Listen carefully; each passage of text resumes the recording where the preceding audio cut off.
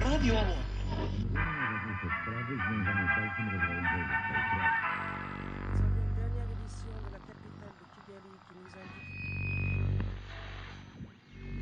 El reciente alto el fuego llegó demasiado tarde para salvar estas aldeas.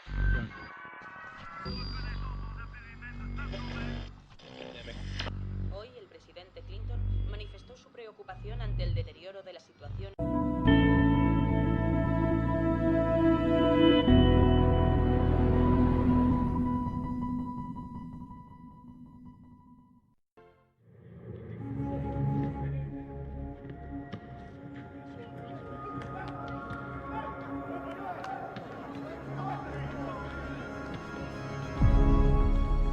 Última hora. El capo internacional.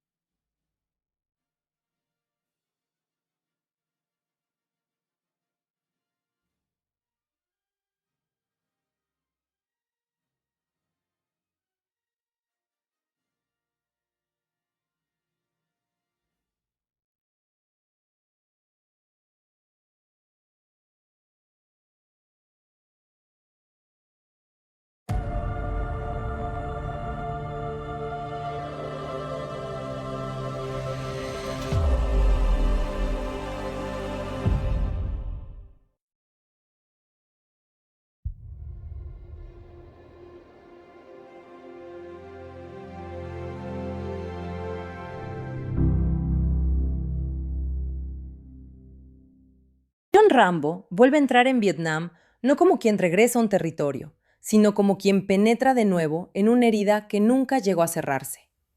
Han pasado años desde la guerra. Él ha sido encarcelado después de la violencia desencadenada en Hope, y aparentemente no existe ya ningún lugar para un soldado cuya identidad fue construida alrededor de una misión que su país deseó olvidar. Entonces aparece el coronel Trautman, con una propuesta que parece ofrecerle algo más poderoso que la libertad: la posibilidad de regresar al escenario donde comenzó su desarraigo y demostrar que todavía quedan hombres esperando ser rescatados. La misión, en principio, es limitada y casi burocrática. Rambo debe infiltrarse, localizar un supuesto campo de prisioneros estadounidenses y fotografiarlo, sin combatir ni intentar liberaciones. Pero desde el instante en que acepta, la película deja claro que semejante contención será imposible, porque enviar a Rambo de vuelta a Vietnam equivale a devolver un arma cargada al lugar donde aprendió a disparar. La selva que lo recibe no es solamente un espacio geográfico, sino una extensión física de su memoria. Allí, cada sonido puede anunciar una emboscada, cada sombra contiene el recuerdo de una guerra perdida, y Cambien Norden procedente de Washington parece esconder una segunda intención. Cuando Rambo descubre que el campo no está vacío y que, en efecto, permanece allí un prisionero estadounidense, la misión de reconocimiento se transforma en una decisión moral inmediata. Puede obedecer las instrucciones, fotografiar a los cautivos y retirarse, o puede actuar de acuerdo con un código mucho más elemental: si un hombre ha sido abandonado, debe ser llevado a casa. Rambo elige al hombre antes que a la institución, y esa elección desencadena todo lo que sigue. El momento decisivo no llega, sin embargo, cuando el protagonista entra en combate, sino cuando comprende que su propio gobierno no desea necesariamente aquello que oficialmente ha enviado a confirmar. La extracción está preparada, los helicópteros se aproximan, y Rambo conduce a un prisionero hacia la salvación. Pero la operación es abortada cuando Murdoch descubre que existe una prueba humana de que aún quedan cautivos. Rambo observa cómo los helicópteros se alejan y lo dejan atrás. Es una imagen sencilla, casi brutalmente clara. El soldado vuelve a ser abandonado por el mismo sistema al que sirve. A partir de entonces, la película convierte su regreso en una doble guerra. Una contra los enemigos que lo persiguen en la selva y otra contra la estructura política que pretende convertir su sacrificio en un expediente incómodo. Por eso, Rambo 2, la misión, posee una energía narrativa que va mucho más allá de la acumulación de explosiones por la que suele recordarse. Su fantasía central consiste en ofrecer una respuesta emocional a una pregunta profundamente incómoda de la cultura estadounidense de posguerra. ¿Qué ocurriría si fuese posible regresar, corregir la derrota y recuperar no solo a los hombres desaparecidos, sino también la certeza moral perdida? La película responde mediante un héroe casi mítico, capaz de sobrevivir a torturas, ejércitos y traiciones, pero al mismo tiempo insiste en que detrás de esa invulnerabilidad existe un hombre cuya relación con su país continúa basada en una necesidad infantil y trágica de reconocimiento. Rambo no busca exactamente ganar otra guerra, busca que el sacrificio realizado en la anterior adquiera por fin algún significado.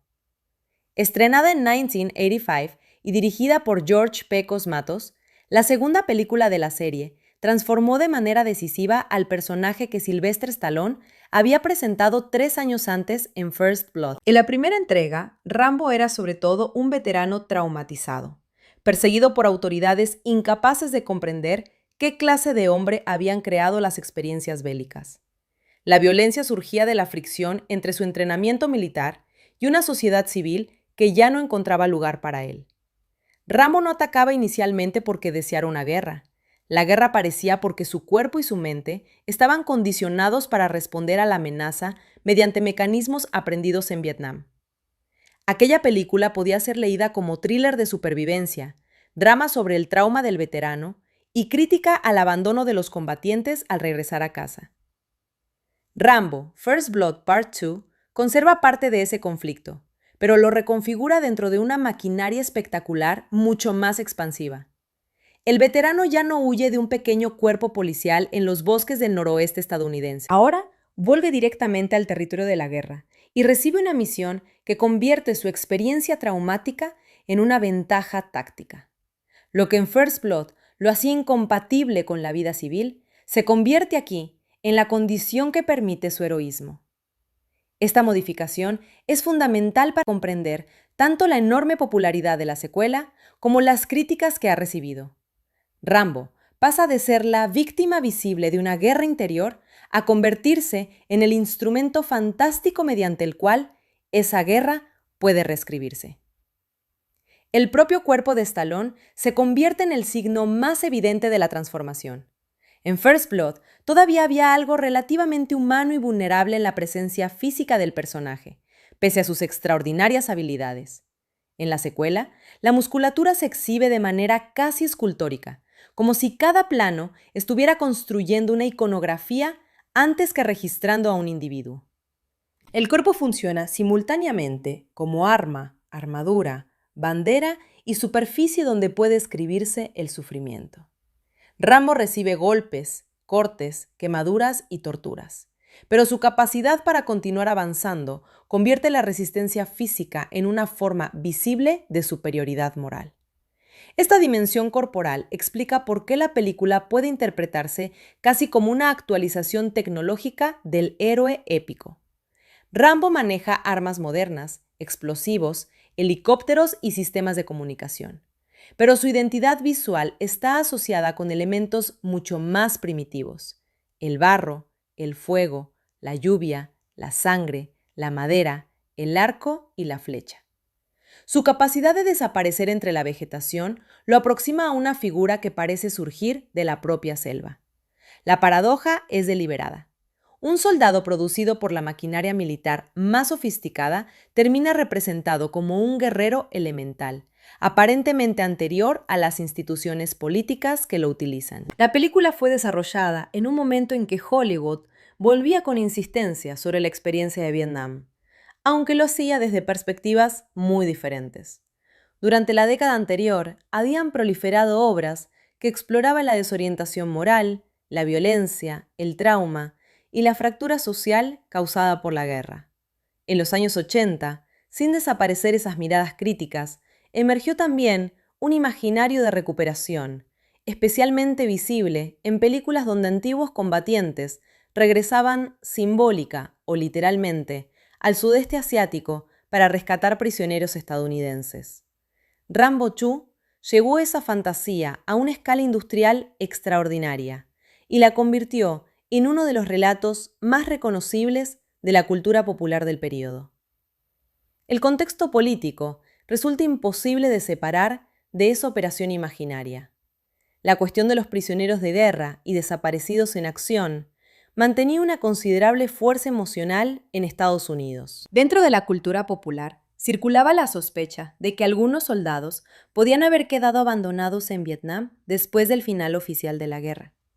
La película no se limita a utilizar esta inquietud como motor narrativo, sino que la convierte en una acusación. El problema no sería únicamente que existieran prisioneros, sino que determinados responsables políticos preferirían que no fueran encontrados, porque su existencia pondría en cuestión versiones cómodas del pasado. Murdoch representa precisamente esa dimensión del poder administrativo que teme más a una verdad políticamente costosa que al sufrimiento de los individuos. La caracterización de Murdoch es esencial porque impide reducir el conflicto a una simple oposición entre estadounidenses y vietnamitas. Aunque la película utiliza con claridad estructuras propias del cine de acción de la Guerra Fría y presenta antagonistas extranjeros de manera esquemática, su traidor más significativo pertenece al aparato estadounidense. Es Murdoch quien diseña una misión cuya verdadera finalidad parece ser confirmar que no hay nada que rescatar. Es él quien ordena abandonar a Rambo cuando la operación amenaza con producir una evidencia incómoda. De este modo, la película sitúa una parte central de su resentimiento dentro de Estados Unidos. El héroe puede soportar que el enemigo intente matarlo, pero no que su propio país mienta sobre los hombres que dejó atrás. Richard Crenna, como el coronel Samuel Trautman, ocupa una posición intermedia entre Rambo y esa institución. Trautman pertenece al sistema militar, pero entiende al soldado como persona. Desde la primera película, ha sido quien mejor comprende tanto las capacidades extraordinarias de Rambo como el precio psicológico que esas capacidades han exigido. En Rambo 2, su función adquiere un matiz casi paternal. No puede controlar la operación, tampoco puede impedir que Murdoch manipule la misión, pero es la voz que recuerda constantemente que Rambo no es una herramienta desechable. La relación entre ambos está construida mediante una economía emocional notable. Trautman rara vez necesita grandes demostraciones afectivas, porque el vínculo se expresa a través de la confianza profesional. Cuando habla con Rambo, no pretende civilizarlo ni reducirlo a un diagnóstico. Reconoce su naturaleza y, precisamente por ello, comprende el peligro de utilizarlo. Trautman sabe que enviar a Rambo a Vietnam significa despertar recuerdos, obligaciones y lealtades que no podrán ser limitados mediante órdenes administrativas. La conversación inicial en la prisión establece de manera eficaz esta dinámica. Rambo realiza trabajos forzados y su existencia parece reducida a una rutina física sin horizonte. Trautman le ofrece una misión especial y, en la práctica, una salida de ese encierro. Pero lo que verdaderamente convence a Rambo no es la promesa de libertad personal, sino la posibilidad de hacer algo por quienes pudieron quedarse atrás. Ese detalle permite entender que el personaje continúa organizando su identidad alrededor de la solidaridad entre soldados. Rambo no confía plenamente en las instituciones, pero confía profundamente en determinados vínculos. Su código moral no es abstracto, está construido sobre la experiencia concreta de depender de otros hombres bajo condiciones extremas. El compañero herido, el prisionero olvidado o el superior que no abandona a sus soldados poseen para él un valor absoluto, porque en la guerra, la confianza puede significar, literalmente, la diferencia entre vivir y morir. De ahí que la traición de Murdoch resulte tan intolerable. Viola el principio básico sobre el que Rambo ha construido toda su ética. La preparación de la misión también introduce una tensión entre burocracia y experiencia. Rambo recibe equipamiento sofisticado, instrucciones precisas y una definición estrecha de objetivos. Sin embargo, desde el principio percibe que quienes diseñan la operación desde una distancia segura no comprenden realmente el terreno al que lo envían. La película establece así una oposición recurrente entre conocimiento técnico y conocimiento vivido. Los administradores poseen mapas, radios y procedimientos. Rambo posee memoria corporal. Esa memoria se hace visible cuando llega a la selva. El personaje cambia de comportamiento sin necesidad de verbalizarlo. Su mirada se vuelve más concentrada, sus movimientos más silenciosos, y su relación con el espacio parece adquirir una precisión instintiva. La puesta en escena presenta la selva como un entorno hostil para casi cualquiera, pero familiar para él. No significa que Vietnam sea su hogar en un sentido sentimental. Significa algo más inquietante. Es el lugar donde sus habilidades poseen sentido. Esta contradicción define la tragedia secreta del personaje. Rambo desea pertenecer a una sociedad en paz, pero es extraordinariamente competente solo dentro de escenarios de violencia. Allí, donde los demás ven caos, él encuentra reglas comprensibles. Allí donde la sociedad civil lo considera peligroso, el campo de batalla lo convierte en indispensable. La película explota espectacularmente esa competencia, pero nunca elimina del todo la tristeza que implica. La secuencia del salto en paracaídas es un ejemplo temprano de cómo la película convierte los fallos tecnológicos en oportunidades para destacar la capacidad física del protagonista. Rambo queda enganchado durante el descenso y pierde parte de su equipo, de modo que la misión comienza con una reducción material de recursos. Dramáticamente, la situación cumple una función clásica: despojar progresivamente al héroe de los instrumentos proporcionados por la institución para demostrar que su verdadera fuerza no depende de ellos. Cuanto menos puede confiar en la estructura que lo envió, más debe depender de sí mismo. En tierra, encuentra a Co Bao, interpretada por Julian Nixon, uno de los pocos personajes capaces de establecer con él una relación que no está determinada exclusivamente por jerarquías militares. Co funciona como contacto local, guía y combatiente, pero también como posibilidad emocional. Su presencia ofrece una breve apertura hacia una existencia distinta, aunque la película nunca permita que esa posibilidad se desarrolle plenamente. En un relato organizado alrededor de la imposibilidad de abandonar la guerra, cualquier promesa de vida futura está condenada a ser frágil. Co Bao es importante, además, porque altera la habitual autosuficiencia de Rambo. Él puede atravesar la selva, infiltrarse y combatir solo, pero necesita su conocimiento del territorio y sus conexiones. La relación comienza desde una lógica funcional y gradualmente adquiere cercanía. Ella reconoce rápidamente que Rambo no es simplemente otro agente estadounidense. Percibe su cansancio, su aislamiento y cierta incapacidad para imaginar qué hará cuando todo termine. Una de las preguntas más significativas que la película formula a través de Co es precisamente ¿qué futuro puede tener un hombre como Rambo? La respuesta nunca es convincente, porque el personaje carece de una identidad separada de la guerra. Puede imaginar Estados Unidos como destino, pero no como vida concreta. No habla de una casa, una profesión o una familia que lo esperen. Habla de regresar, de cumplir una misión, de sacar a otros soldados. Esa ausencia de futuro convierte el vínculo romántico en algo deliberadamente breve. Co Bao representa la posibilidad de que la misión conduzca a otra forma de existencia, pero la película sacrifica esa posibilidad para reactivar la maquinaria de venganza. Su muerte es uno de los momentos más claramente funcionales del guión. Transforma el conflicto político y militar en una pérdida íntima. Hasta entonces, Rambo lucha por los prisioneros y contra quienes lo han abandonado. Desde ese instante, también combate porque alguien con quien había imaginado una salida ha sido asesinada. Desde una sensibilidad contemporánea, esta utilización narrativa del personaje femenino puede resultar limitada. Co posee habilidades propias y participa activamente en el rescate de Rambo, pero su arco termina subordinado al desarrollo emocional del protagonista. La película le concede agencia para después convertir su muerte en combustible dramático para la furia masculina. Esa estructura pertenece a una tradición muy extendida en el cine de acción, donde la pérdida de la figura afectiva justifica una intensificación de la violencia del héroe. Sin embargo, reducir a Ko únicamente a esa función sería ignorar ciertos matices de su presencia. Ella es una de las pocas personas que habla con Rambo sin relacionarse con la leyenda militar que lo rodea. No lo trata como máquina ni como problema.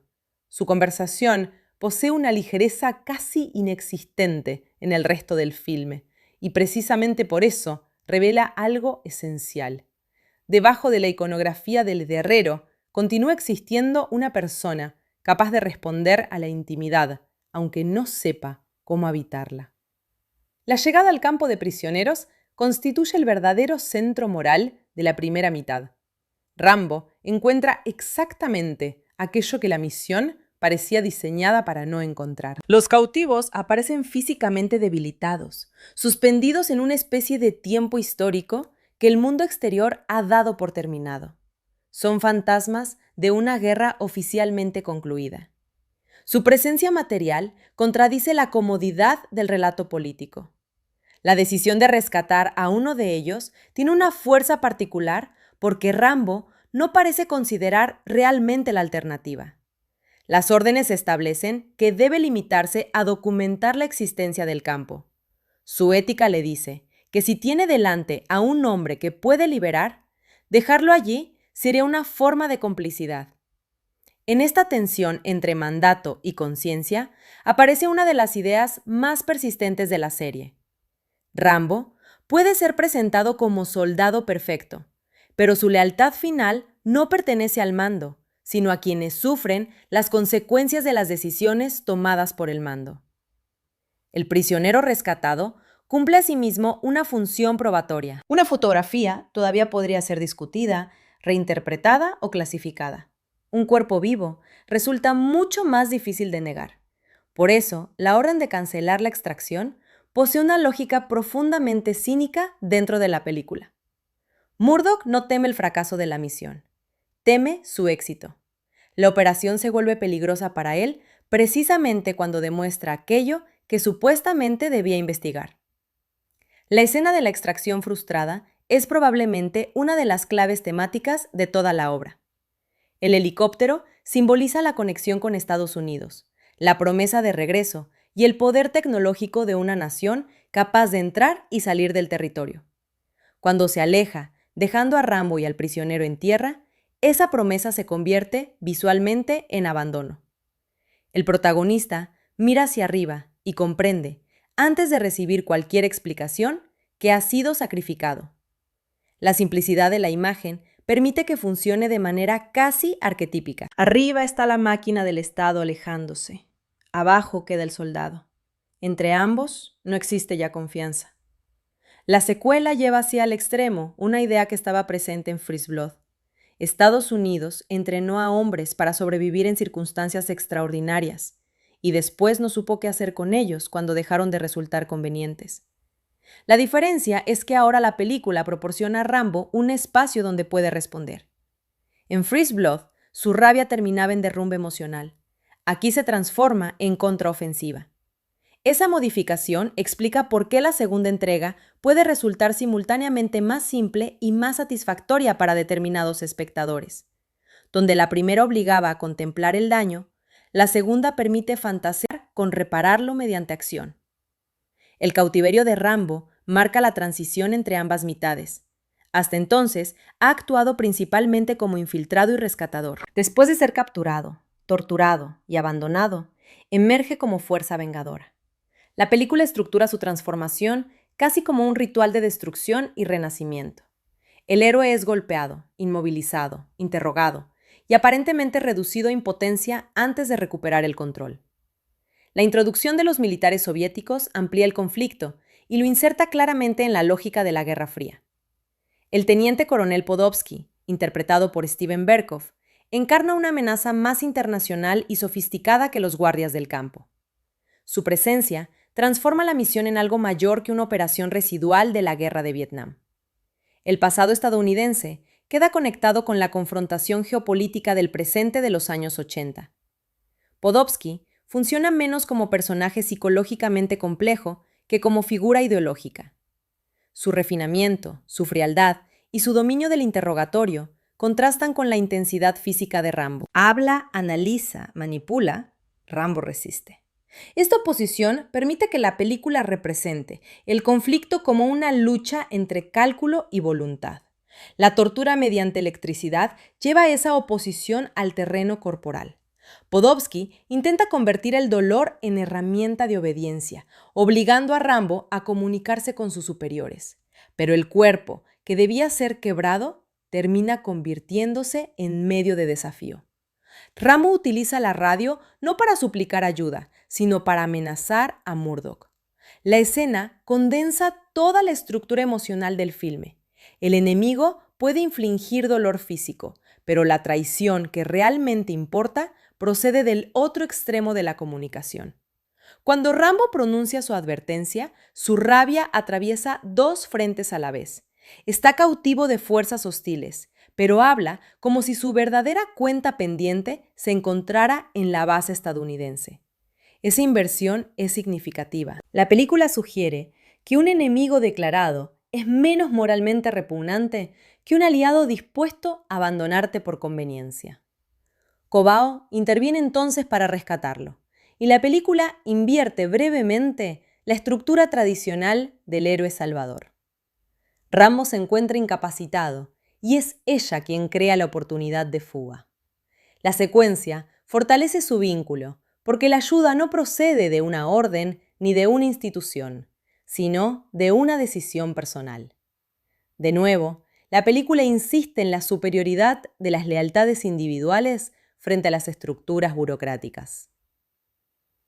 El breve acercamiento afectivo posterior proporciona una pausa extraordinariamente corta dentro del ritmo general. Después de la persecución y la tortura, la posibilidad de una vida compartida aparece casi como un espejismo.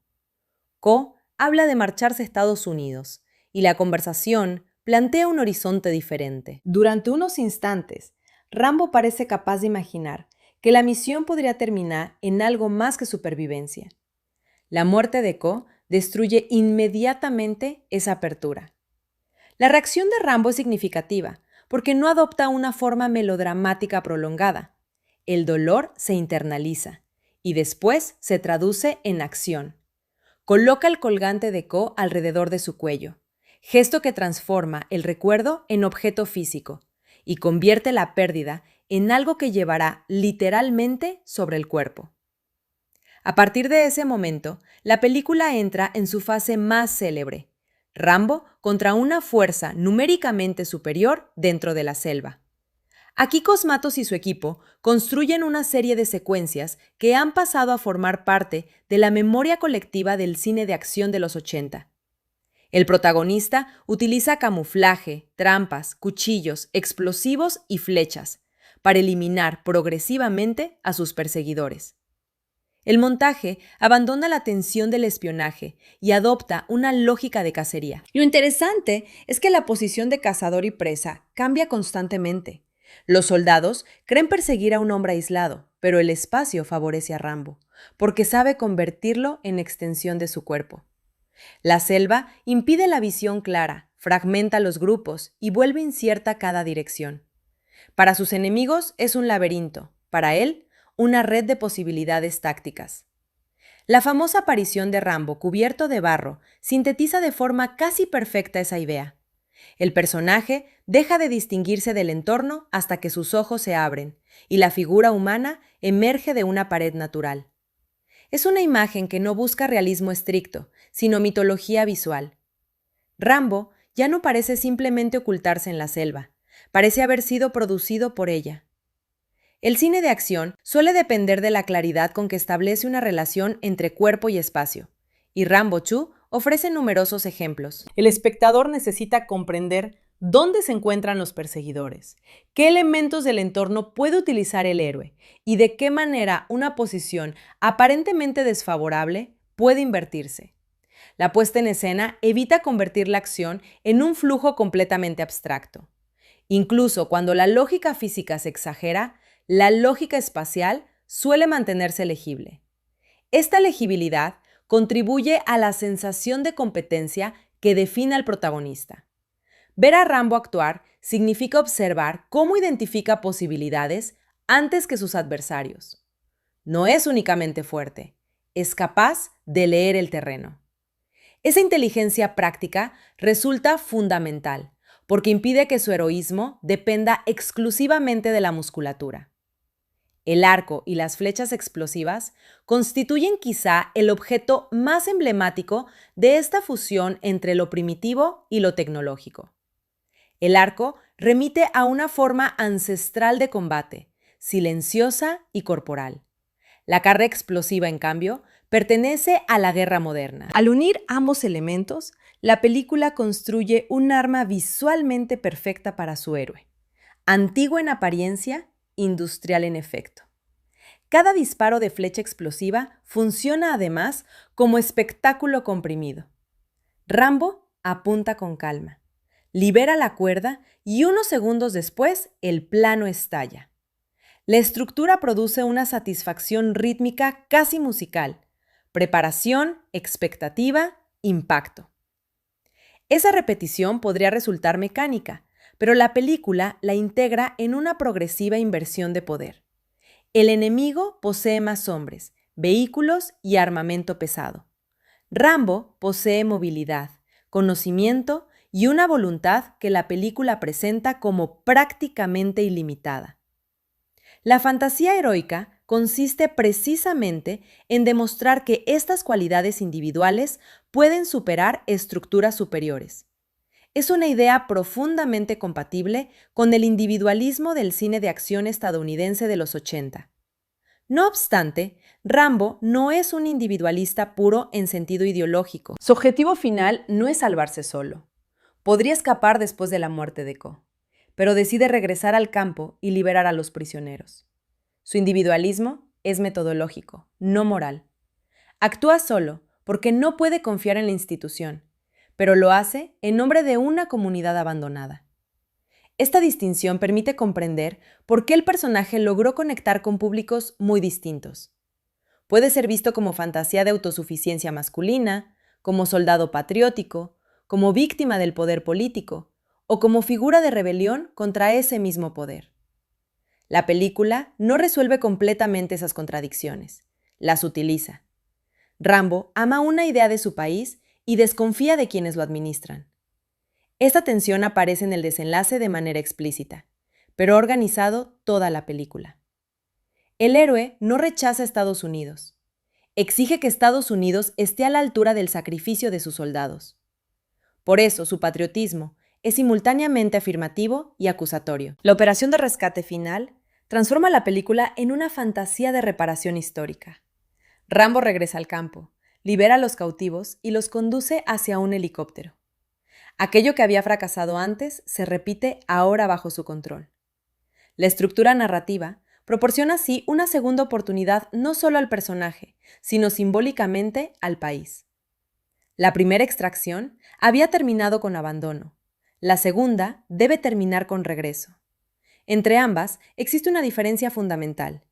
En la primera, Rambo confía todavía en el aparato institucional. En la segunda, ha tomado la misión en sus propias manos. La película sugiere que la reparación solo puede producirse cuando el individuo moral corrige la cobardía de la burocracia. El combate aéreo del tramo final lleva esta lógica a su máxima espectacularidad. Rambo se apodera de un helicóptero y debe enfrentarse a una máquina enemiga superior. La batalla abandona la oscuridad orgánica de la selva y se desarrolla en un espacio abierto, donde la supervivencia depende de maniobras, fuego y engaño. La transición espacial acompaña la transformación narrativa. El héroe ya no necesita esconderse. La aparente destrucción de su helicóptero, seguida por la reaparición de Rambo para contraatacar, utiliza un recurso clásico del cine de aventuras: fingir momentáneamente la derrota para magnificar la recuperación. El espectador sabe que la película difícilmente puede terminar allí, pero la pausa crea una breve suspensión. Cuando Rambo vuelve a levantarse, el momento funciona como confirmación ritual de su indestructibilidad. Esa indestructibilidad ha sido uno de los aspectos más discutidos de la película, porque modifica la relación con la vulnerabilidad que había definido el personaje en First Blood. En la primera entrega, el peligro físico tenía un peso inmediato. En la segunda, Rambo recibe un tratamiento progresivamente mítico. Sobrevive a situaciones que convierten su cuerpo en algo más cercano a un símbolo que a un organismo ordinario. Pero sería injusto afirmar que la vulnerabilidad desaparece por completo. Simplemente cambia de lugar. El cuerpo resiste casi todo. La dimensión emocional permanece herida.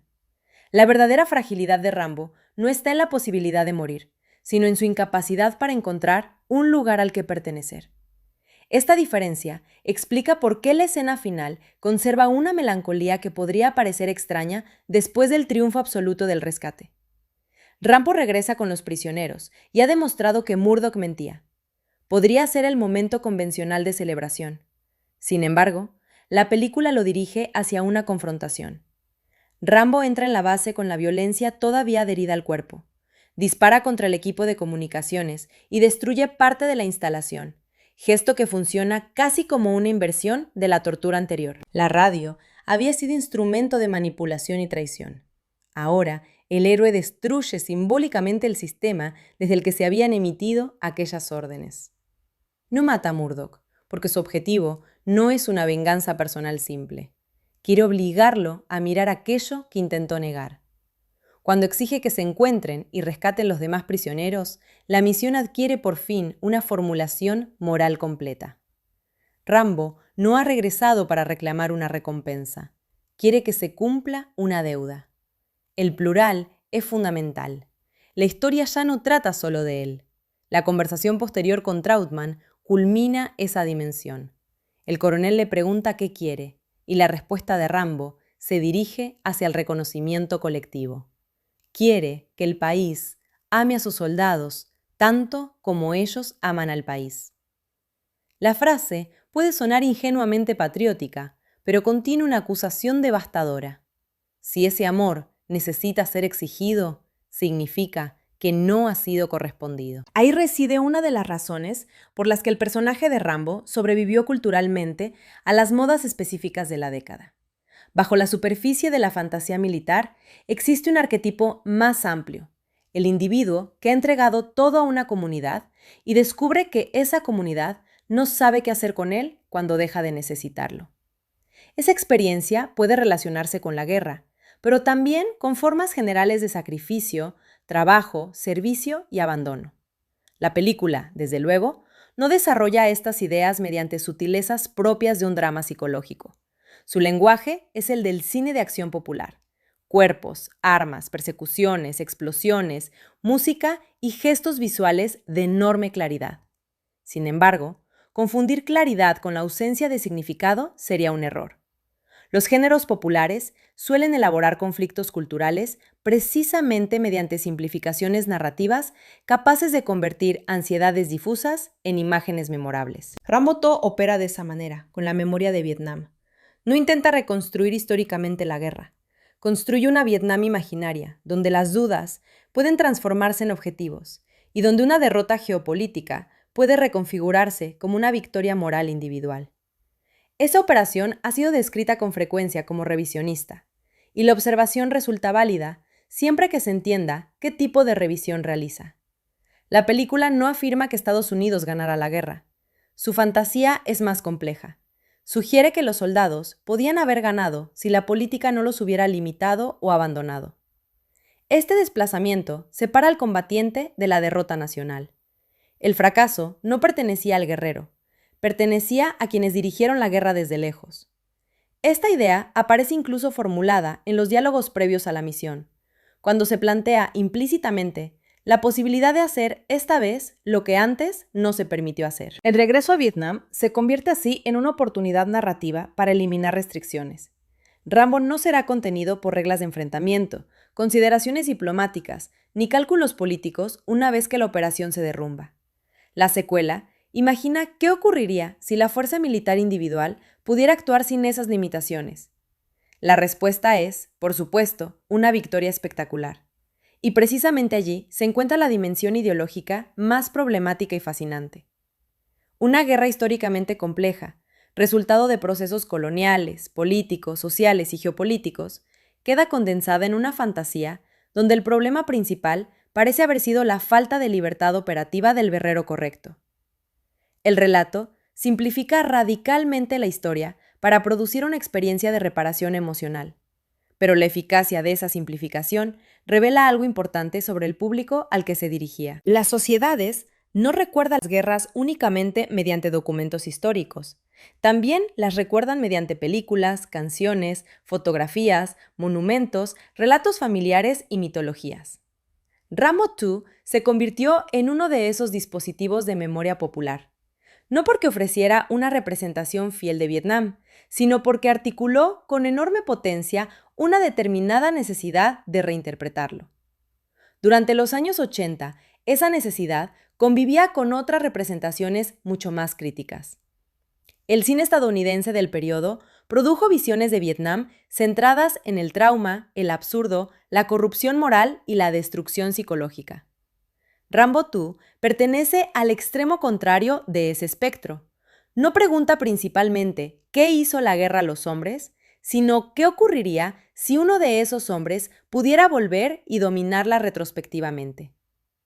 Aún así, la primera pregunta nunca desaparece del todo, porque Rambo es precisamente producto del daño. Su capacidad heroica es inseparable de su trauma. La película celebra las habilidades que la guerra le proporcionó, pero esas habilidades existen porque la guerra destruyó la posibilidad de una vida ordinaria. En ese sentido, la fantasía de poder contiene su propia tristeza. La dirección de George Pecos Matos entiende perfectamente que la película necesita convertir esta contradicción en imágenes de gran intensidad. Su puesta en escena busca monumentalizar a Stallone sin perder del todo la sensación de peligro. La cámara se detiene en el cuerpo, utiliza contraluces, lluvia, humo y fuego para darle una presencia casi escultórica, y organiza numerosos planos alrededor de siluetas reconocibles. La iconografía resulta tan importante como la continuidad narrativa. La fotografía de Jack Cardiff añade una dimensión particularmente interesante. Cardiff había desarrollado una carrera extraordinaria como director de fotografía mucho antes de este proyecto, y su sensibilidad para el color y la luz resulta perceptible incluso dentro del registro muscular de una superproducción de acción. La selva no aparece como un verde homogéneo. Está atravesada por humedad, sombras densas, destellos y contrastes que permiten transformar el entorno en una presencia visual activa.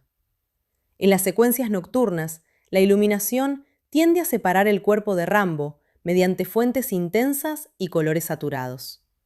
El resultado no pretende reproducir de manera naturalista cómo veríamos realmente una jungla de noche. Busca producir imágenes legibles y expresivas, casi pictóricas. El fuego, en particular, funciona como fuente narrativa y estética. Cada explosión no es solo un efecto. Modifica la composición del plano, revela siluetas, produce contraste y convierte momentáneamente la oscuridad en un escenario de alta visibilidad. Esta utilización del fuego contribuye al carácter mítico del personaje, que parece avanzar a través de un mundo que literalmente arde a su alrededor. El cine de acción de la época encontró en este tipo de iluminación una forma de unir espectáculo y retrato heroico. La lluvia cumple una función diferente. Si el fuego monumentaliza, el agua materializa el sufrimiento. Rambo aparece mojado, cubierto de barro y expuesto a condiciones que hacen visible la hostilidad del entorno. La combinación de ambos elementos produce una textura que distingue la película de una acción puramente tecnológica. El montaje está organizado para acelerar de manera progresiva. La primera parte dedica tiempo a la preparación, el desplazamiento y la infiltración. Después del abandono, la película reduce cada vez más los espacios de descanso. La muerte de Co Bao funciona como punto de no retorno, a partir del cual las secuencias de acción se encadenan con mayor velocidad. Esta construcción rítmica es esencial para que la película no agote demasiado pronto su espectacularidad. Si Rambo comenzara actuando desde el primer minuto como la máquina de combate de la segunda mitad, el efecto perdería intensidad. El guión necesita contenerlo, traicionarlo y herirlo antes de liberarlo completamente. La acción funciona así como acumulación de energía reprimida. El espectador sabe que Rambo posee capacidades extraordinarias, pero durante una parte considerable del relato, las órdenes y las circunstancias le impiden utilizarlas plenamente. Cuando esas restricciones desaparecen, la película ofrece la satisfacción de observar algo que llevaba tiempo anunciando. Es una estructura muy eficiente de deseo y cumplimiento. Jerry Goldsmith, que ya había definido musicalmente al personaje, proporciona una partitura decisiva para mantener continuidad emocional entre la primera y la segunda película. El tema asociado a Rambo conserva una cualidad melancólica que resulta fundamental porque recuerda constantemente que bajo la espectacularidad permanece el veterano solitario. La música puede elevar la acción, pero también introducir una tristeza que las imágenes por sí solas podrían perder. Esta dualidad musical es importante en la construcción del personaje. Si la banda sonora se limitara a celebrar cada victoria con fanfarrias agresivas, Rambo sería únicamente una figura triunfal. Goldsmith permite que sobreviva una dimensión elegíaca. Incluso cuando el héroe vence, algo permanece irresuelto. La música también amplía el espacio emocional de determinadas escenas. Los momentos con Cobao adquieren una textura diferente, precisamente porque el relato necesita mostrar que Rambo puede relacionarse con alguien fuera de la lógica de mando y combate. Tras su muerte, el regreso a una musicalidad más intensa refuerza la sensación de que esa salida ha sido clausurada. En términos de interpretación, Stallone realiza un trabajo basado menos en la variación verbal que en el control físico y facial. Rambo habla poco, porque su identidad se comunica mediante observación, respiración, postura y reacción. El minimalismo verbal del personaje ha sido parodiado innumerables veces, pero resulta funcional dentro de la película. Un Rambo excesivamente discursivo perdería parte de su aura. Su silencio no significa ausencia de interioridad, al contrario, permite que la película proyecte sobre él significados diversos. Cuando observa a un prisionero, cuando contempla el helicóptero que lo abandona, o cuando sostiene a Cobao después de ser herida, el rostro debe transmitir una emoción que el guión evita explicar demasiado.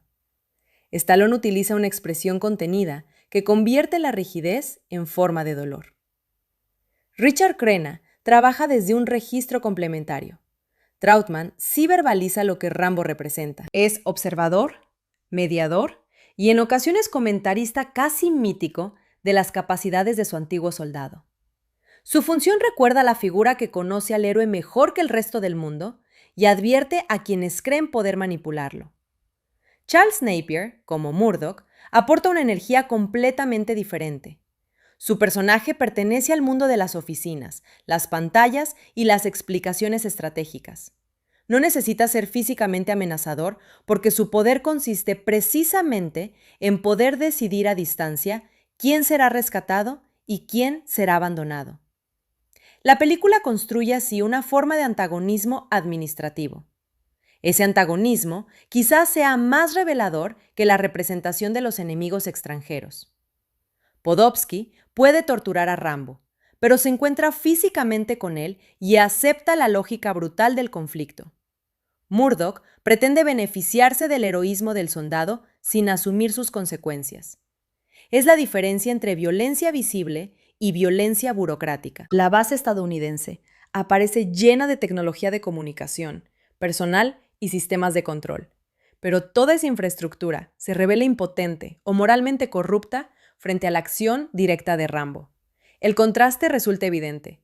Cuanto más compleja es la institución, menos capaz parece de realizar lo correcto. Cuanto más aislado queda el individuo, más clara resulta su brújula moral.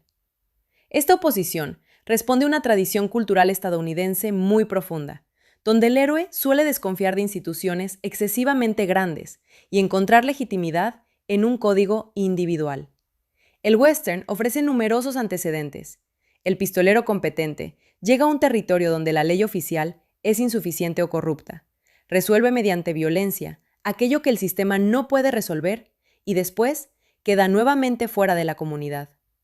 Rambo puede ser entendido como una variación moderna y militarizada de ese arquetipo. La selva sustituye a la frontera occidental. El arco y el cuchillo conviven con armas automáticas. El helicóptero reemplaza al caballo, pero la estructura moral conserva similitudes. El héroe realiza la violencia que la sociedad necesita y después descubre que esa misma sociedad no sabe integrarlo. El final refuerza esta conexión, porque Rambo no se transforma en ciudadano recompensado, no recibe un hogar simbólico, continúa caminando como figura separada. Su victoria militar no resuelve su problema existencial. Esto distingue la película de una fantasía patriótica completamente simple. Si lo fuera, el rescate terminaría con ceremonia, reconocimiento oficial y reconciliación. Pero Rambo desconfía demasiado del sistema para que semejante cierre resulte posible. La película puede ofrecer una victoria nacional imaginaria, pero no puede ofrecer al personaje una pertenencia auténtica. La masculinidad que representa también está atravesada por esa contradicción. Rambo encarna una versión hiperbólica del cuerpo masculino fuerte, resistente y autosuficiente. Sin embargo, su motivación más profunda procede de una necesidad emocional: lealtad, reconocimiento, compañía y pertenencia. La película convierte sentimientos que podrían parecer vulnerables dentro del código masculino del género en acciones físicas. Rambo no dice extensamente que se siente abandonado. Regresa a rescatar a los abandonados. No desarrolla un discurso sobre el duelo. Transforma la muerte de Co en determinación. No explica su frustración con la política. Destruye el centro de comunicaciones. Las emociones se convierten en actos. Este mecanismo explica en parte la accesibilidad internacional de la película. El espectador no necesita seguir discusiones políticas complejas para comprender las relaciones fundamentales. Un hombre ha sido enviado a cumplir una misión. Descubre que le han mentido, es abandonado, pierde a alguien cercano y decide corregir la injusticia. La claridad emocional atraviesa barreras lingüísticas y culturales. Al mismo tiempo, esa claridad puede ocultar simplificaciones ideológicas importantes. Los personajes vietnamitas aparecen en gran medida distribuidos entre aliados útiles y enemigos violentos, con poco espacio para representar la complejidad histórica del país. Vietnam funciona principalmente como escenario para una crisis de identidad estadounidense. Esta apropiación espacial es característica de muchas películas occidentales sobre guerras extranjeras. El territorio y sus habitantes terminan subordinados al conflicto interior del soldado occidental. La presencia soviética profundiza esa reducción al convertir el espacio vietnamita en tablero de una confrontación más amplia. Desde el punto de vista de la lógica de la Guerra Fría, la decisión era eficaz. Permitía actualizar el conflicto para el público de 1985. Desde una perspectiva histórica, sin embargo, aumenta el carácter fantástico del relato. Lo que importa no es la precisión geopolítica, sino la construcción de un enemigo reconocible para la imaginación contemporánea. Steven Berkoff interpreta a Podolsky con una teatralidad que encaja perfectamente en esa función. Su antagonista no pretende ser un retrato cotidiano de un oficial. Es una presencia fría, controlada y ligeramente excesiva, diseñada para hacer visible una amenaza ideológica. Frente a él, Rambo representa lo corporal, lo instintivo y lo indomable. La oposición alcanza una forma casi filosófica durante el interrogatorio. Podolsky cree que el dolor puede producir obediencia. Rambo demuestra que la voluntad puede convertir el dolor en desafío. Es una fantasía extrema de autonomía individual. Ni siquiera el control físico del cuerpo garantiza el control de la persona. Esa idea se repite durante toda la película mediante diferentes formas de confinamiento. Rambo está inicialmente en prisión. Después trabaja dentro de las limitaciones de una misión diseñada por otros. Más tarde es capturado y atado. Cada etapa introduce una forma distinta de restricción y cada una termina con una ruptura. La estructura completa puede leerse como una progresión de liberaciones. Primero sale de la prisión. Después rompe las órdenes al rescatar al cautivo. Más tarde escapa del enemigo. Finalmente se libera de la autoridad moral de Murdoch. La acción, por tanto, no solo avanza hacia una misión exterior, avanza hacia la recuperación de autonomía. Rambo comienza aceptando condiciones porque todavía espera que el sistema pueda utilizar sus habilidades con justicia. Termina comprendiendo que solo puede seguir su propio código. Esta evolución es coherente con la desconfianza institucional de la saga. Sin embargo, su autonomía nunca se convierte en nihilismo. Rambo no concluye que ninguna autoridad tenga valor. Continúa respetando a Trautmann, protege a los prisioneros y mantiene una idea de responsabilidad colectiva. El problema no es la existencia de estructuras, sino la traición de sus obligaciones. Esa distinción resulta especialmente importante al analizar la política de la película. Rambo 2 suele ser asociada con el clima conservador de la era Reagan, y existen razones evidentes para ello. Exaltación del poder militar, fantasía de recuperación nacional, oposición a enemigos comunistas y sospecha hacia restricciones políticas sobre los combatientes. Pero el relato contiene también una acusación muy dura contra el gobierno estadounidense. La institución representada por Murdoch no es heroica. Miente, manipula información y considera sacrificables a sus propios hombres. El héroe debe desobedecerla para cumplir una obligación moral. La película combina así patriotismo y antiinstitucionalismo de una manera típicamente estadounidense. Esta combinación permitía que diferentes espectadores apropiaran la obra desde posiciones variadas. Para algunos, Rambo simbolizaba la recuperación de orgullo militar después de Vietnam. Para otros, podía representar la ira del veterano contra una clase política que lo había utilizado y abandonado. Para otros, simplemente era un extraordinario vehículo de acción. La enorme popularidad del personaje demuestra que estas interpretaciones no eran mutuamente excluyentes. Los íconos culturales más duraderos suelen funcionar precisamente porque pueden contener significados contradictorios. Rambo es simultáneamente soldado obediente y rebelde, patriota y crítico del gobierno, víctima y superhombre, individuo aislado y defensor de sus compañeros. La secuela intensifica estas contradicciones en lugar de resolverlas. Lo convierte en figura mucho más poderosa físicamente, pero conserva una identidad emocional basada en el abandono. Le entrega una victoria, pero no una vida. Le permite salvar a otros, pero no salvarse plenamente a sí mismo. Desde una perspectiva narrativa, esta imposibilidad de resolución personal es útil porque mantiene abierta la serie. Un héroe completamente reconciliado con la sociedad dejaría de necesitar nuevas misiones. Rambo, en cambio, puede seguir desplazándose porque su conflicto esencial permanece. Cada película puede ofrecer un campo de batalla distinto, sin solucionar la pregunta de dónde pertenece. La segunda entrega también establece gran parte de la iconografía que el público terminaría identificando automáticamente con el nombre Rambo. La cinta en la cabeza, el torso descubierto, el arco, el cuchillo, la ametralladora, la selva, las explosiones y la silueta musculosa se integran en una imagen de marca cinematográfica extraordinariamente poderosa. Muchas personas que nunca han visto la primera película imaginan al personaje según la estética de la segunda. Este fenómeno tuvo consecuencias curiosas para la percepción cultural de First Blood. El Rambo traumatizado y relativamente contenido de 1982 quedó parcialmente eclipsado por el guerrero casi invencible de 1985.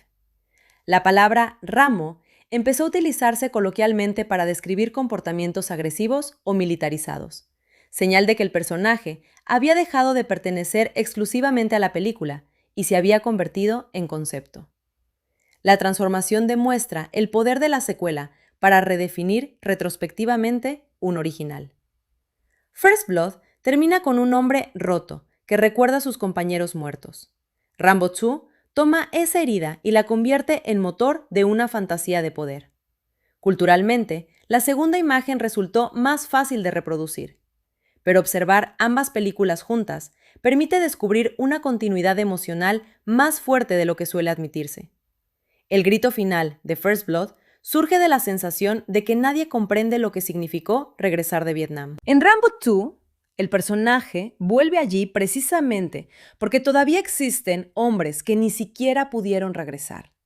La secuela exterioriza el trauma del original. Los prisioneros funcionan así como dobles de Rambo. Él fue abandonado simbólicamente al volver.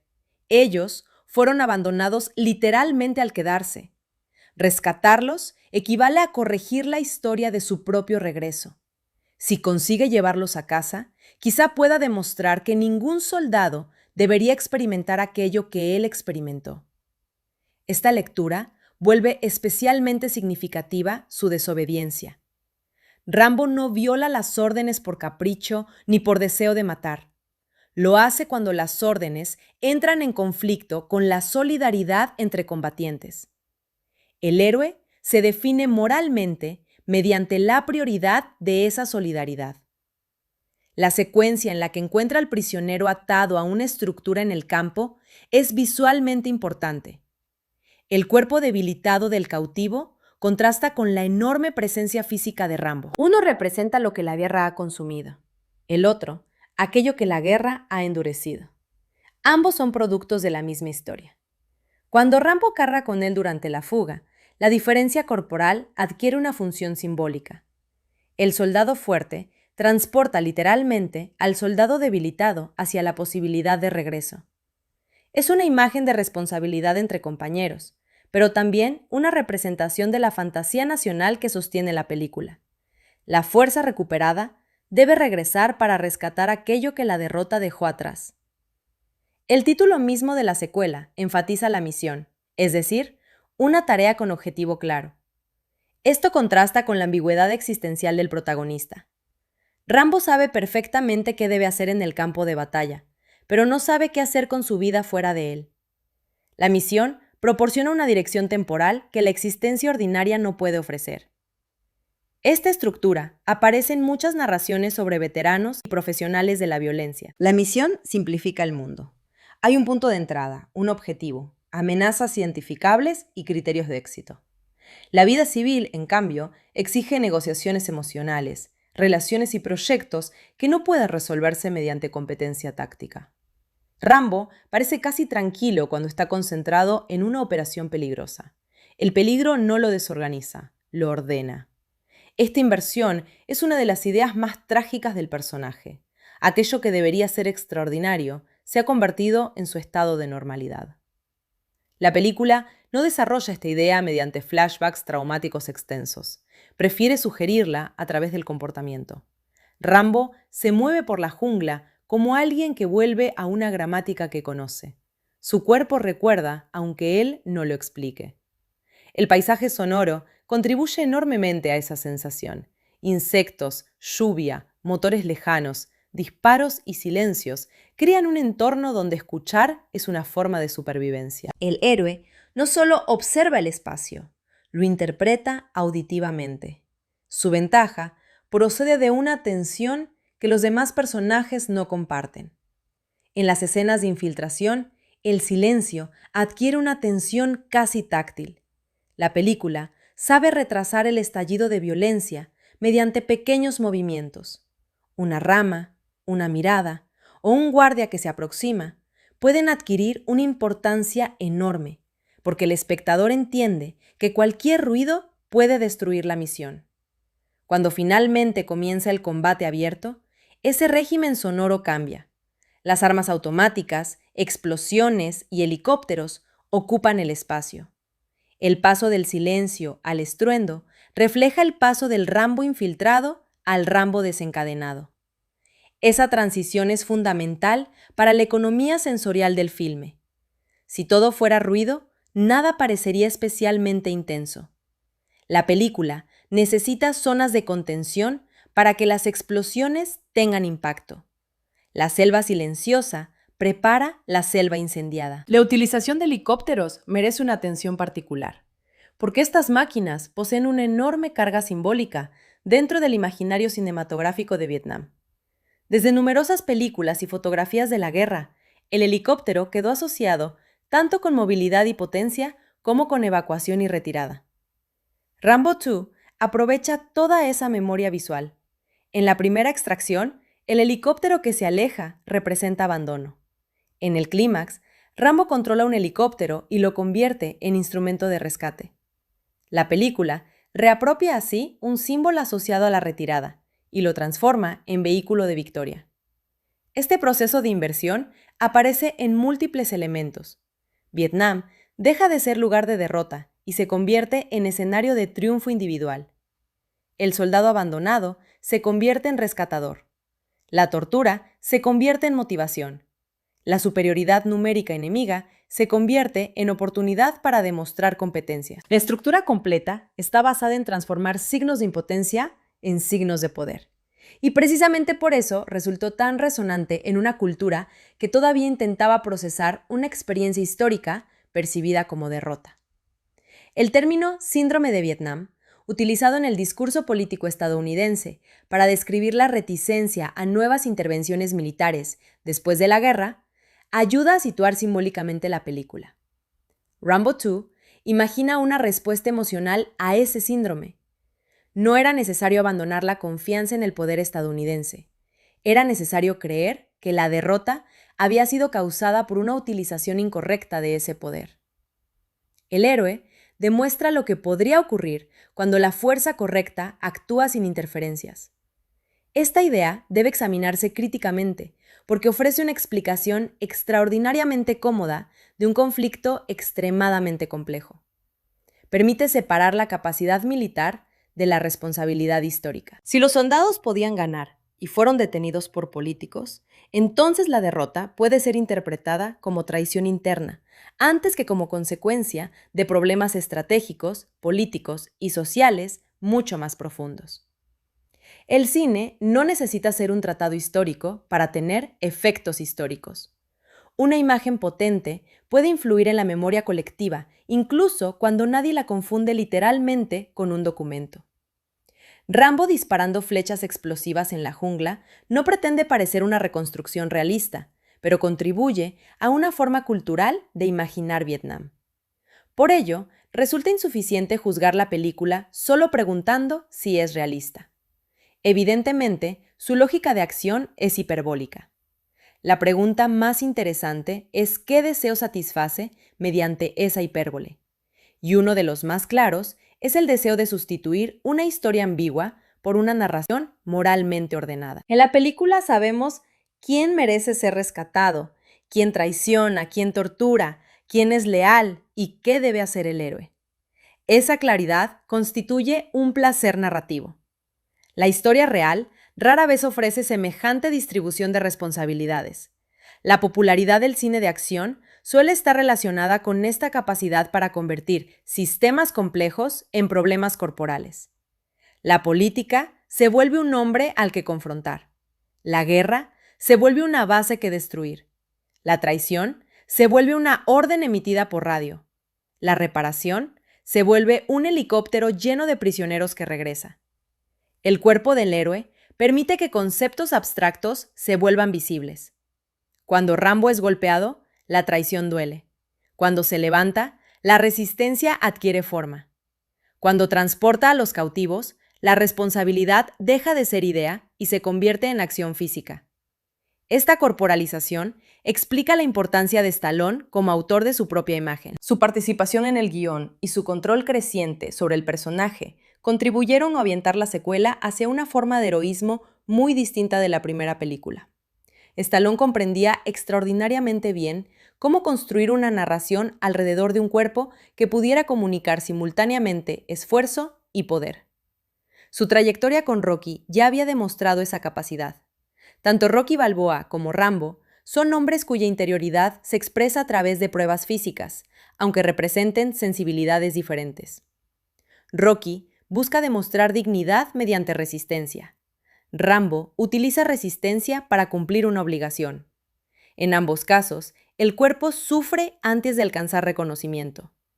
Esta estructura convierte la musculatura de Stallone en algo más que exhibición estética. Es evidencia de disciplina y superficie de sacrificio. La cámara registra cada tensión muscular como parte de la narración.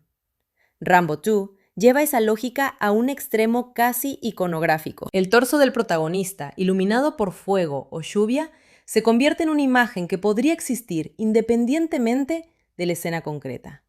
La película produce continuamente fotogramas diseñados para fijarse en la memoria.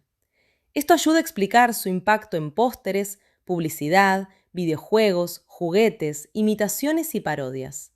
Un icono necesita ser reconocible de inmediato. La cinta roja, el arco y la silueta son suficientes para activar todo un universo de asociaciones. La paradoja es que cuanto más icónico se vuelve Rambo, más fácil resulta olvidar su tristeza. La cultura popular puede separar la imagen del guerrero de la historia del veterano. Sin embargo, la película conserva suficientes momentos de vulnerabilidad para impedir que esa separación sea completa. La muerte de Ko Bao es uno. La conversación con Trautman al final es otro. También lo es la mirada de Rambo después de ser abandonado por el helicóptero. En estos momentos, la película detiene brevemente la maquinaria espectacular y devuelve al héroe a su condición de hombre traicionado. La mirada resulta particularmente importante en el cine de Stallone, porque sus personajes suelen tener dificultades para verbalizar emociones complejas. El rostro soporta una parte del trabajo dramático.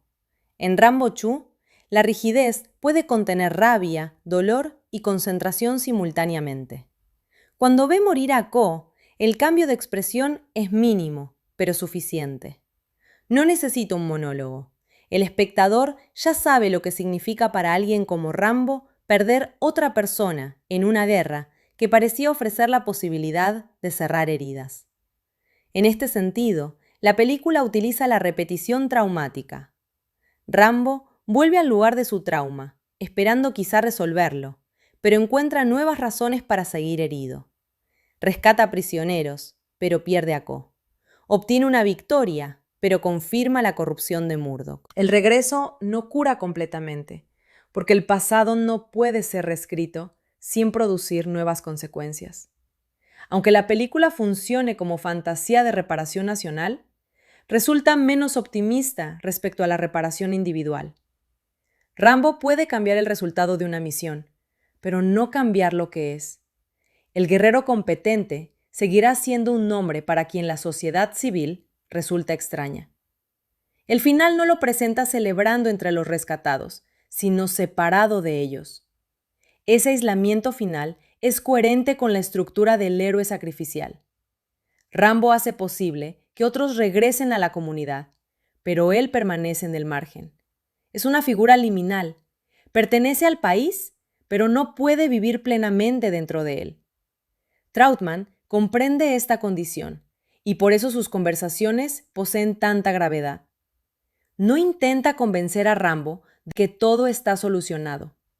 Sabe que el rescate no elimina la experiencia del abandono. Puede ofrecer comprensión, pero no una identidad alternativa. La relación entre ambos contiene una de las pocas formas de estabilidad afectiva de la serie. Trautman representa la institución, cuando esa institución recuerda su obligación humana. Es militar, pero no burocrático. Conoce las reglas, pero también entiende cuándo una regla destruye aquello que supuestamente protege. Murdoch representa el polo opuesto. Para él, los hombres son variables dentro de una operación. La película exagera esta oposición, pero lo hace para formular una pregunta relevante. ¿Qué sucede cuando una organización valora su propia protección política por encima de las personas en cuyo nombre afirma actuar? Rambo responde mediante desobediencia. Esa respuesta puede ser problemática como principio general, pero resulta emocionalmente contundente dentro del género. El espectador ha visto suficiente evidencia de la corrupción de Murdoch para aceptar que la legitimidad moral se ha desplazado del superior al subordinado. El cine de acción depende a menudo de esta transferencia de legitimidad. Para permitir que el héroe actúe fuera de las reglas, primero debe demostrar que las reglas han dejado de merecer obediencia. Rambo II realiza esta operación con enorme claridad. Al comienzo, Rambo acepta la misión y sus restricciones. No entra en Vietnam con intención de actuar por cuenta propia. La traición institucional es la que destruye la relación de autoridad. Esta secuencia preserva su imagen moral. No es un rebelde porque rechace toda disciplina, sino porque la disciplina ha sido pervertida. La película también utiliza a los prisioneros como testigos de esa legitimidad. Ellos no necesitan conocer la política de Murdoch para comprender quién regresó por ellos. Rambo adquiere autoridad porque arriesga el cuerpo en el mismo espacio que aquellos a quienes salva. Esta proximidad física contrasta nuevamente con la distancia burocrática.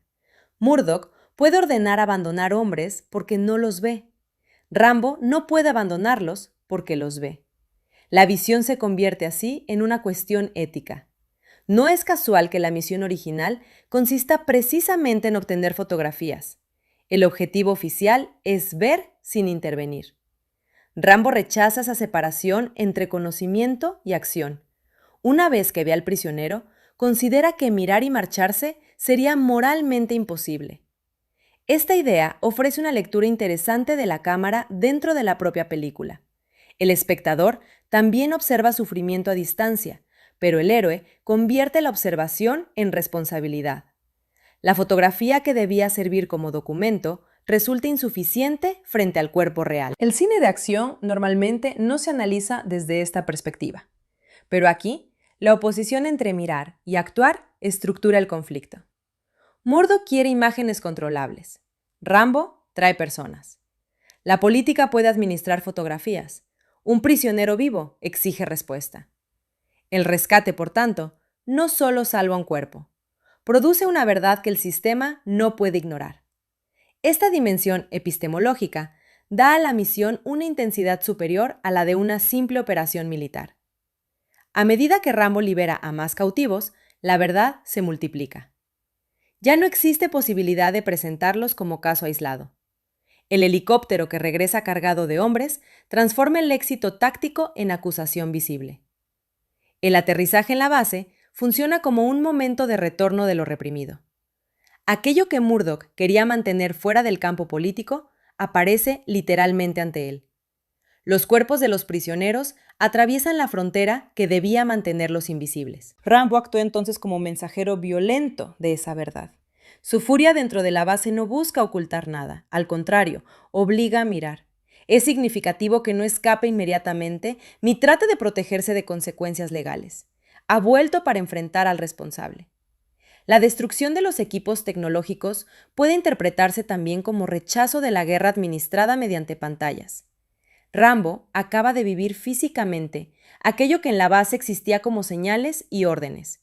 Romper las máquinas es romper la distancia. En un nivel más amplio, esta oposición entre experiencia y representación atraviesa muchas películas sobre veteranos. Quienes estuvieron en la guerra poseen recuerdos corporales difíciles de transmitir. Quienes permanecieron lejos pueden convertir el conflicto en estadísticas, discursos o imágenes. Rambo 2 simplifica esta tensión, pero la hace central. La figura del veterano aparece así como depositaria de una verdad que el poder preferiría ignorar. Esta idea conecta la secuela con la primera película, donde Rambo intenta explicar que en Vietnam manejaba equipos valiosos y tomaba decisiones extremas, mientras que en casa no podía siquiera mantener un empleo estable. La discontinuidad entre utilidad militar y reconocimiento civil sigue siendo el núcleo de su resentimiento. La secuela ofrece una solución temporal: volver a ser útil. Pero precisamente porque esa utilidad depende de otra guerra, la solución resulta trágica. Rambo solo puede recuperar sentido regresando al lugar que lo destruyó. Este círculo explica por qué las escenas de acción pueden producir simultáneamente excitación y melancolía. Cada demostración de competencia confirma que el personaje está extraordinariamente adaptado a un mundo terrible. Cuanto mejor combate, más evidente se vuelve que su talento no tiene equivalente pacífico. La película no se detiene a desarrollar esta paradoja filosóficamente, pero la iconografía la expresa. Rambo parece más vivo cuando todo a su alrededor amenaza con matarlo. En prisión estaba quieto. En la selva adquiere propósito. La mirada concentrada, el movimiento preciso y el dominio de las armas muestran a alguien que por fin entiende qué se espera de él. Esta sensación puede resultar perturbadora porque sugiere que la violencia ofrece una claridad que la paz no puede proporcionar. El éxito del personaje influyó enormemente en posteriores héroes de acción. La combinación de trauma, hipermasculinidad, autosuficiencia táctica y desconfianza institucional reaparecería en incontables películas y videojuegos. Rambo no inventó todos estos elementos, pero ayudó a fijarlos en una fórmula reconocible. También contribuyó a establecer una escala de acción donde un individuo podía enfrentarse de manera creíble dentro del lenguaje del género a fuerzas muy superiores. La credibilidad no dependía del realismo estadístico, sino de la coherencia mitológica. Si el héroe había sido presentado como soldado excepcional, el público aceptaba que realizara hazañas imposibles. Este pacto genérico resulta esencial. Juzgar cada escena según probabilidades reales destruiría la experiencia del filme, del mismo modo que exigir realismo físico a una epopeya antigua impediría comprender su función. Rambo 2 trabaja en un registro de exageración consciente. La violencia posee entonces una dimensión casi ritual. Cada enemigo eliminado confirma progresivamente que la jerarquía normal de fuerzas ha sido invertida. El hombre aislado ya no es víctima. La utilización de trampas en la selva conecta además al personaje con tácticas asociadas culturalmente a la propia guerra de Vietnam. Existe una ironía significativa. El soldado estadounidense regresa empleando una adaptación extrema al terreno, como si hubiera absorbido las lecciones del conflicto. Para vencer en el regreso fantástico, debe convertirse en una criatura de la selva. Esta apropiación puede leerse de manera problemática, porque transforma conocimientos y tácticas del espacio vietnamita en atributos del héroe estadounidense. Pero dentro de la mitología del personaje, refuerza la idea de que Rambo fue moldeado por Vietnam hasta un punto irreversible. Vietnam no es solo donde combatió, está incorporado a su identidad. Por eso su retorno parece simultáneamente extraño y familiar. La película utiliza constantemente planos donde el cuerpo parece fundirse con raíces, barro, hojas y sombras. Esta integración visual convierte al protagonista en parte del paisaje. Los enemigos atraviesan la selva.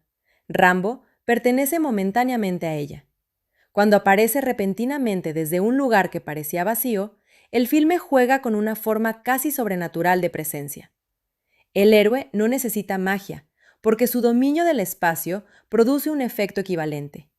Para sus perseguidores, parece estar en todas partes. Ese aspecto contribuye a la dimensión de terror que algunas secuencias poseen desde el punto de vista de los antagonistas.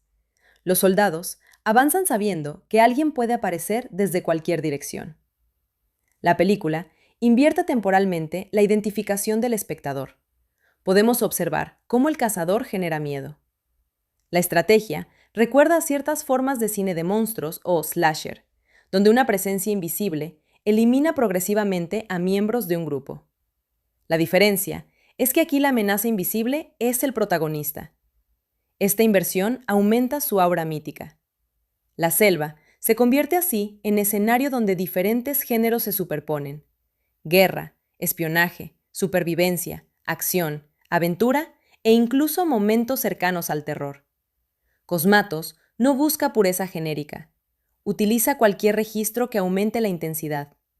El resultado posee una estructura bastante más variada de lo que su reputación de película de explosiones podría sugerir. Hay preparación militar, infiltración sigilosa, rescate, traición, cautiverio, interrogatorio, fuga, romance breve, duelo, guerra de guerrillas, combate aéreo y confrontación política.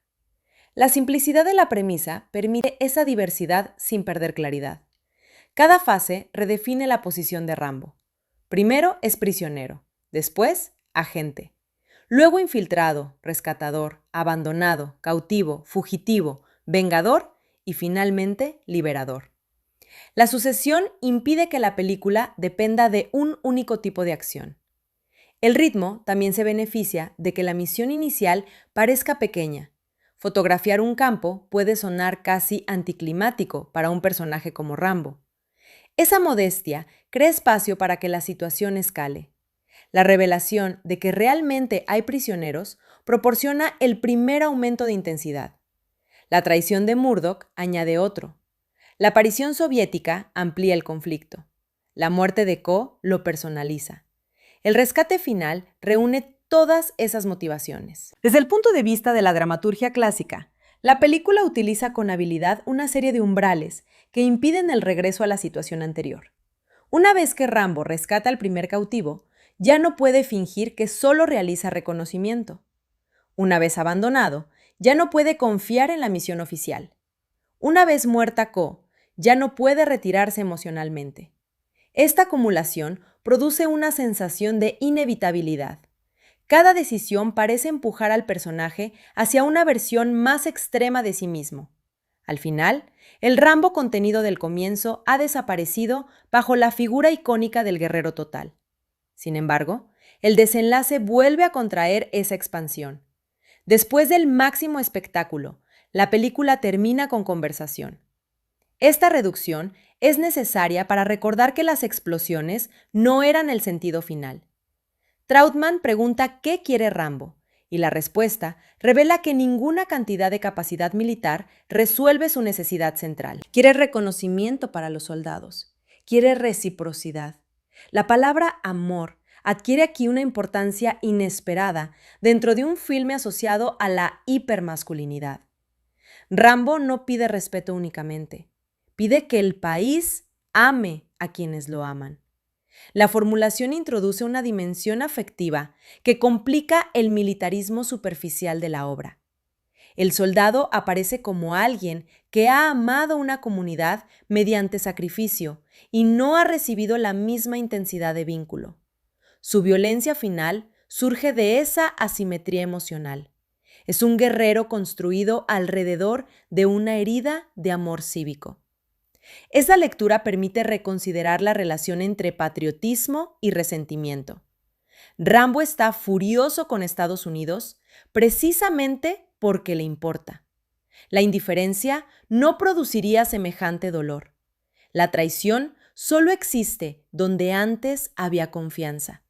Por eso Murdoch resulta tan intolerable.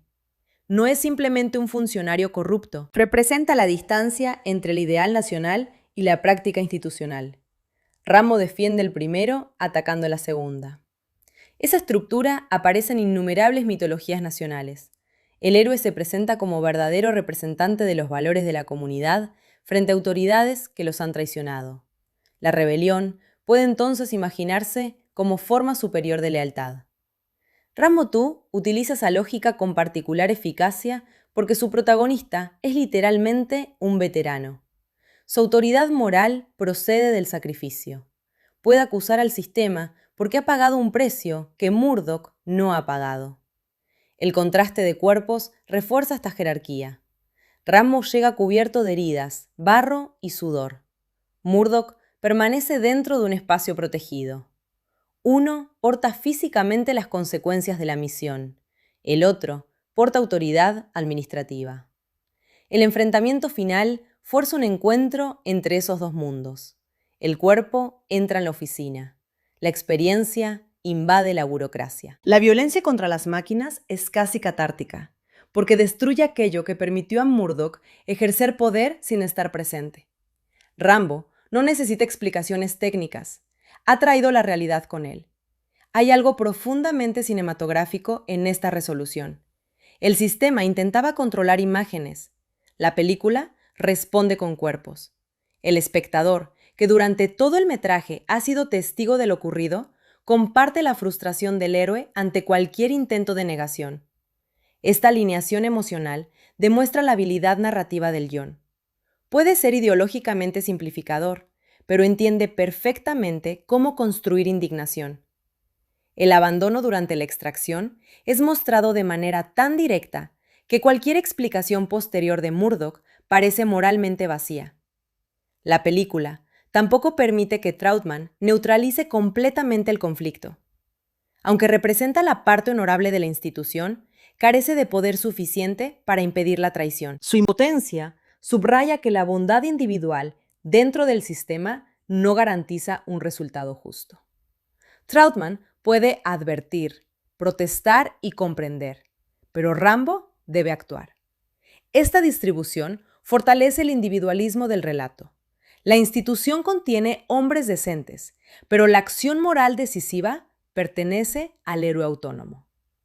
Resulta interesante comparar esta concepción con el cine bélico clásico, donde la cohesión de la unidad suele ser central. Rambo 2 conserva la ética de camaradería, pero elimina prácticamente la unidad operativa. El grupo existe como objeto de rescate, no como sujeto de acción.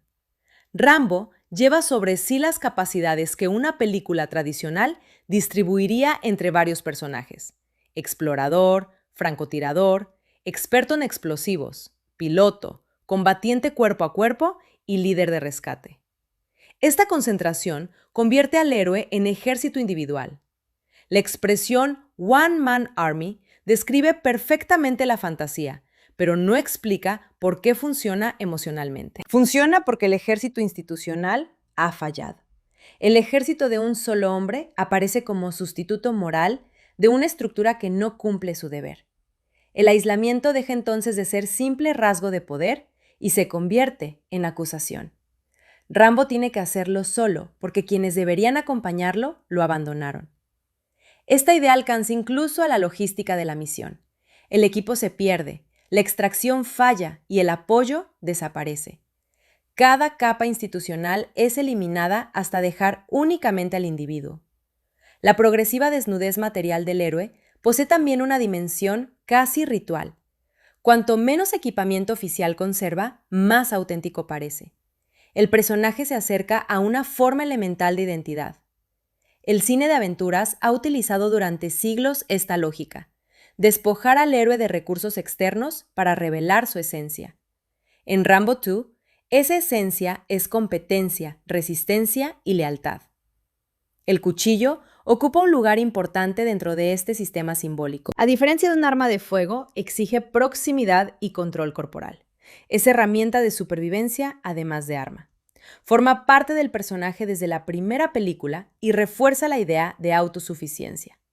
El arco añade una dimensión todavía más arcaica. Frente a helicópteros y ametralladoras, Rambo utiliza una tecnología antigua transformada mediante explosivos modernos. La imagen sugiere que la eficacia no depende de complejidad, sino del hombre que controla la herramienta. Esta filosofía material atraviesa toda la película. Los adversarios poseen superioridad tecnológica y numérica, pero no la utilizan con la misma inteligencia. La máquina sin voluntad resulta inferior al individuo adaptativo. La idea puede parecer ingenua desde una perspectiva militar realista, pero es perfecta para el cine de acción porque coloca la agencia en un cuerpo visible. Las grandes organizaciones son difíciles de dramatizar. Un hombre que toma una decisión puede filmarse. La cámara sigue entonces a Rambo como centro de causalidad. Cuando él actúa, el mundo cambia. Explota un vehículo, cae un enemigo, se abre una ruta, despega un helicóptero. La película ofrece una fantasía extrema de eficacia individual. Esa fantasía contrasta con la experiencia cotidiana de burocracias, guerras y políticas, donde la responsabilidad suele estar distribuida. Quizá parte del placer del filme proceda precisamente de imaginar un mundo donde una persona puede intervenir de manera directa y producir resultados claros. Los prisioneros están atrapados. Rambo los libera. Murdoch miente. Rambo demuestra la verdad. Podolsky amenaza. Rambo lo derrota. Cada problema encuentra una respuesta física. La realidad histórica de Vietnam no ofrecía semejante claridad, y por eso la fantasía de la película puede entenderse como compensación. Allí donde la historia produce incertidumbre, el género produce resolución. No obstante, la propia figura de Rambo impide que la resolución sea completa. Si todo estuviera verdaderamente reparado, él podría descansar, pero no puede. El plano final, con el personaje alejándose, devuelve el relato a la soledad. El ejército puede haber recuperado prisioneros, pero Rambo continúa siendo un hombre sin destino claro. La misión termina, su problema permanece. Esta diferencia entre objetivo externo y conflicto interno es una de las razones por las que la película mantiene más interés del que tendría un simple espectáculo de rescate. El objetivo externo se resuelve plenamente